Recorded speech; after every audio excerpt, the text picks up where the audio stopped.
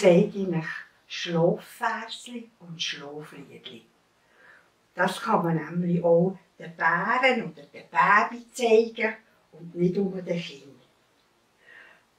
Löscht das Licht aus, kleine Maus, nimm den Teddybär in den Arm und gib ihm schön warm.